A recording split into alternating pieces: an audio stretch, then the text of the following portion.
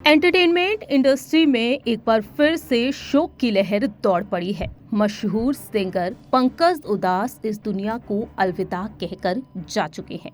आपको बता दें कि आज सुबह तकरीबन 11 बजे मुंबई के ब्रीच कैंडी हॉस्पिटल में पंकज उधास ने अंतिम सांसें ली।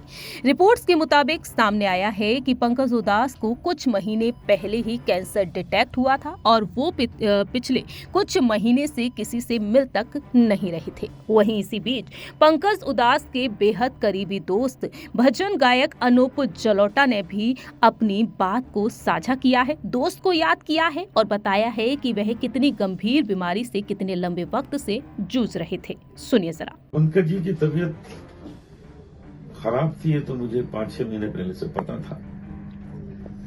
मैं लोगों को बताता नहीं था, लेकिन मुझे मालूम था कि इनकी तबीयत ठीक नहीं है,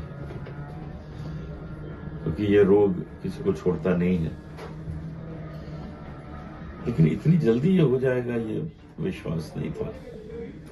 पिछले 2-3 महीने से मैं कोशिश कर रहा था फोन पे पंकज जी से बात करूं, लेकिन उनका फोन नहीं आता था। मैं समझ गया था कि तबीयत बिगड़ रही है।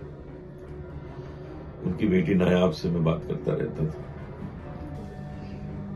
लोगों ने पंकज उधास को खोया है, एक अच्छे गजल सिंगर को खोया है। मैंने तो अपना यार खोया है। हमारी यारी थी, हर चीज पे हम लोग बैठ के डिस्कस करते थे, बातें करते थे। मैं, पंकज और तलत, हम तीनों, हमारी तिकड़ी बड़ी मशहूर थी कि तीनों खूब प्यार से मोहब्बत से रहते हैं, मजे करते हैं। खूब हम लोग कॉन्सर्ट्स किया करते थे साथ में। मुझे पंकज जी के जाने का बहुत अफसोस है। बहुत बड़ा कंट्रीब्यूशन है उनका, जो गजल को घर घर पहुंचाना, आसान करके लोगों तक दिल में बस जाना, बहुत बड़ा कंट्रीब्यूशन है। उसको भुलाया नहीं जा सकेगा।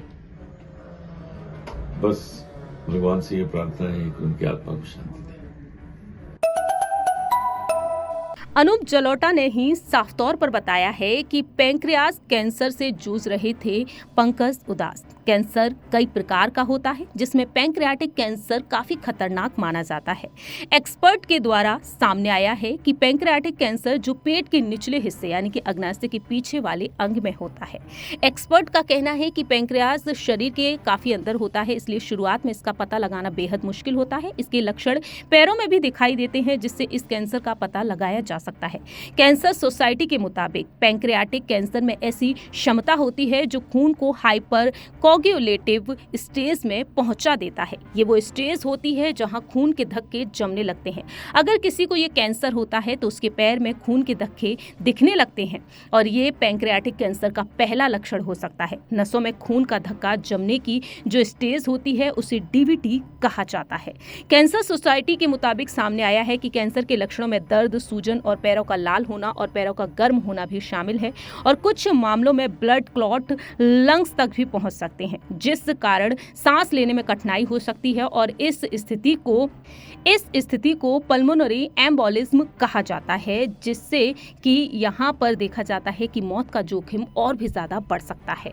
अगर किसी के शरीर में खून के धक्के पाए जाते हैं तो इसका मतलब ये नहीं होगा कि उसे कैंसर ही है। कई मामलों में खून के धक्के अन्य कारणों से भी होते हैं। फिलहाल देखा जाए पैंक्रियाटिक कैंसर को लेकर जिस तरीके से दावे किए जा रहे हैं एक्सपर्ट्स के मुताबिक, और यही बीमारी पंकज उधास को हुई थी, तो आप समझ ही सकते हैं कि वह कितने लंबे वक्त से इस बीमारी के चलते दर्द से पीड़ित थे। बीते पिछले 5-6 महीनों से वह इस बीमारी से जूझ रहे थे और 72 साल की उम्र में अब वह इस दुनिया को अलविदा कहकर जा चुके हैं। इस खास रिपोर्ट में इतना ही। तब तक के लिए आप देखते रहिए नेक्स्ट 9 न्यूज।